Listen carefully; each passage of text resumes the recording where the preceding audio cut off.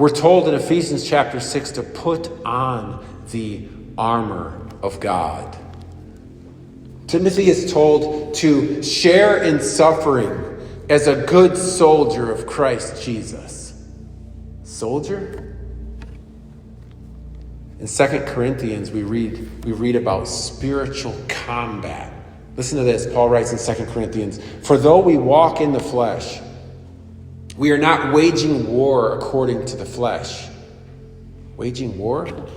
"For the weapons of our warfare are not of the flesh, but have divine power to destroy strongholds."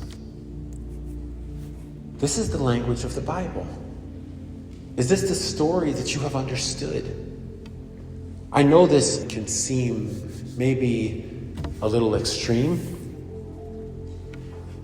That's because it is extreme. It should sound extreme. And the Bible makes it clear that we are to be thinking about our lives in terms of spiritual warfare. We are never to use physical violence. It's not the way of Christ.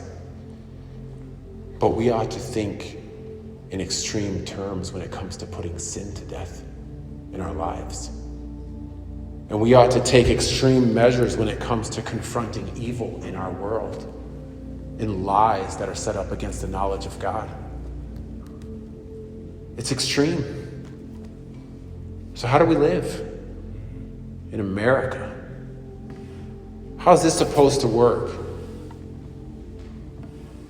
Well, I think we have to start looking at every part of our life as though it were a field of battle. That's the starting place. And we should expect opposition in every part of our life. We have to engage in the spiritual battle over our marriages and our families. What does that look like? Mothers and fathers, wives and husbands.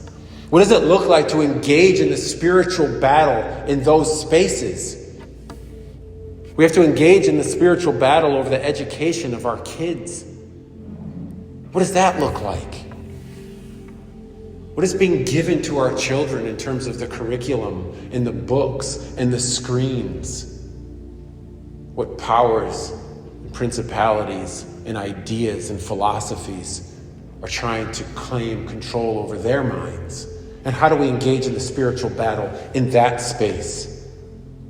We have to engage in the spiritual battle over culture and politics. Have you been taught that the church has nothing to do with the political realm? That's not a biblical idea. I'm talking about the organizing and flourishing of people on the earth.